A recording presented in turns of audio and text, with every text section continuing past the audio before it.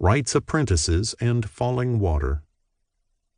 Looking back at the demands and threats issued by Wright and countered by Kaufman, and at the delays and the problems with contractors, engineers, and consultants at the building site, one wonders how the project avoided being scuttled at some point along the way.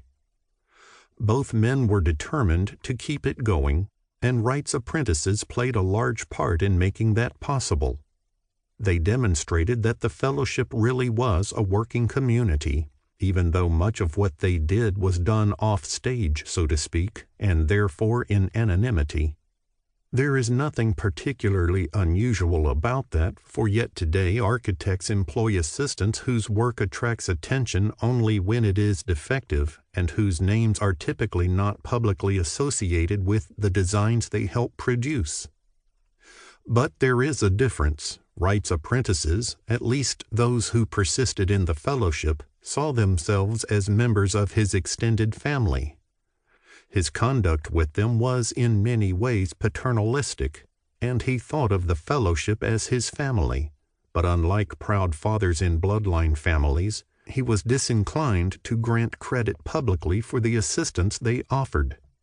Yet the work done by Wright's apprentices can be well understood by reviewing the course of events resulting in the design and construction of Falling Water. With the rapport established at Taliesin in November 1934, and with the ideas for projects they had discussed in mind, it seemed natural for Wright to visit Kaufman in Pittsburgh. That he did on his return to Taliesin from a mission in New York. After discussing the possibility of having Wright design an office for him in his store, Kaufman took his friend to Bear Run, the site he had in mind for his country home. Wright had a remarkable capacity for absorption, and he left Bear Run with images of the setting fixed in his mind. But he needed something tangible as well, so he asked Kaufman to send him a contour map of the site, locating every boulder and large tree.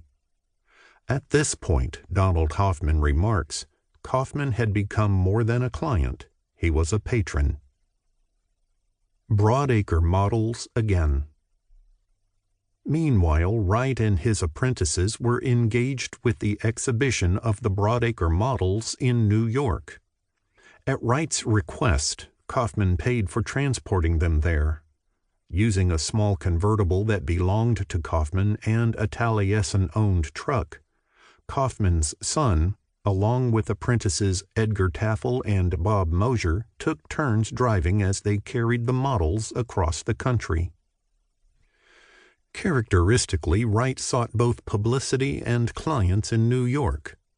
When the exhibition in New York closed, the models traveled to Wisconsin, but the senior Kaufman arranged for them to be displayed in an exposition called New Homes for Old on the 11th floor of his department store in Pittsburgh. The exposition was open from June 18 to June 29. His son was one of the Broadacre's interpreters. Kaufman was delighted by the response to the exhibition.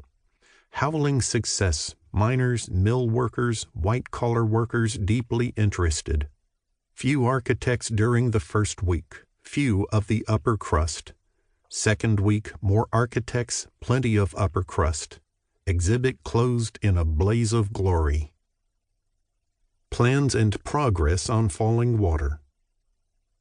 In subsequent months, Kaufman and Wright jousted through the mail over when Wright would produce drawings for the Kaufman office and sketches for the country home. Mixed in were questions over fee schedules and projected costs for construction of the home, and when construction work could begin. To keep listening to this audiobook for free, click the link in the description. It will take you to a free Audible trial where you can listen to this and many other books for free for 30 days.